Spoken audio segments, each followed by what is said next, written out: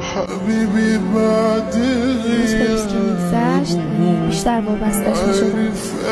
یه جوری نبودنش خیلی اذیتم میکرد. اولش اصلا به خودم میگفتم که منو چه به عشق، اصلا منو چه به عاشقی کردن یا منو چه به شیفته شدن، ولی خب حالا همه چیز برای من شده بود. و خب خدا رو شکر که عروسی بدون گناه گذشت.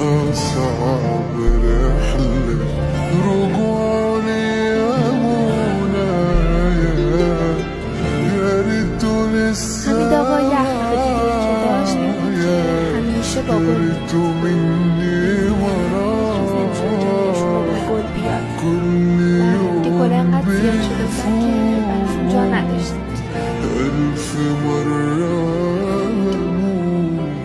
و من همیشه به حمید میگفتم که خب حداقل گل مصنوعی بخر، اینجوری میشه نگرش داشت، ولی خب گل طبیعی میخری خوش میشه.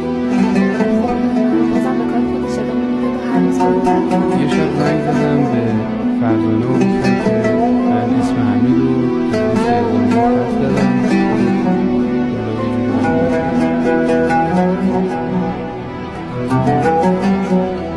خب من خیلی با خودم کلک رفتم که این موضوع چجوری به حمید بگم. بعد از یکم مکس و مقدمه چینی گفتم که بابا پشت تلفن خبر داد که اسم تو لیست اعزام به سوریه خط زده. همین وقتی این موضوع رو شنید خیلی ناراحت شد، ولی خب تنها جمله‌ای که اون لحظه گفت این بود که دایی نباید با من این کارو می‌کرد. میدونستم که اگه بمونه واقعا دق میکنه. که من راضیم حمید بره سوریه، هرچی خیره همون میشه.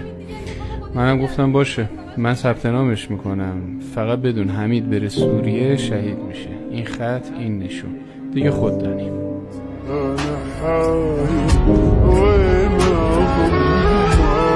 من چون احتمال دادم که یکی نامه هامونو بخونه یا اینکه حرفمونو بشنوه، بهش میگفتم که حمید تو رو یادت باشه.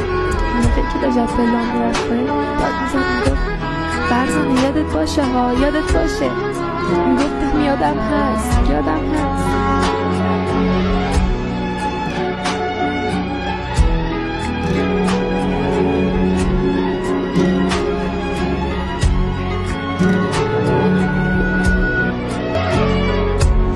أنا عايش عمري جديد لا تظن في يوم السعادة المهم عندي انت ترضى وما تتفارق. اترك العشق والدم والهوى ما اترك ابد حبك.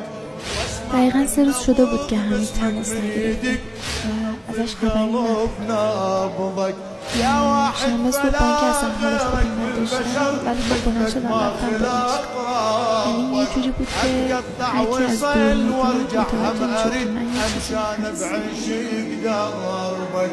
أشفيك الهيام وانت تعرف بس لك هيامي عيون الكلام يحلى ويحبك. وقتی پرسید کدوم دانشگاه هستم، آدرسی که دادم حتما اومده دانشگاه و کاری داشتم، چون که موقع رفتن میخواد که همدیگه رو ببینم. ازم خواستی برم جلو در دانشگاه.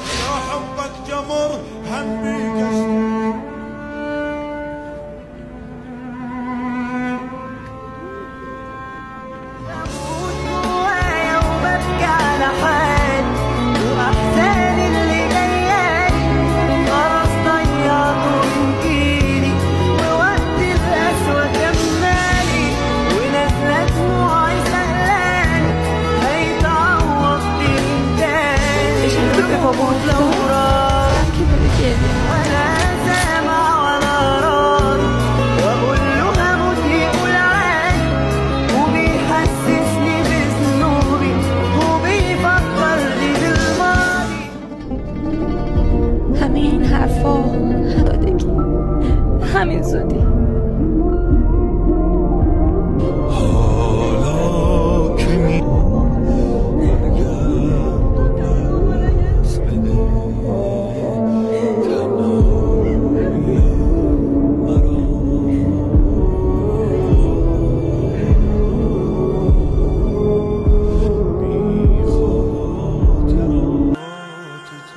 فتني بلا وداع شلون ارجع فتوى ودعني ارجع سكت اللي يحجون جرح الفرقة يوجعني يعني دموعي هيك تهون وانت لوحدي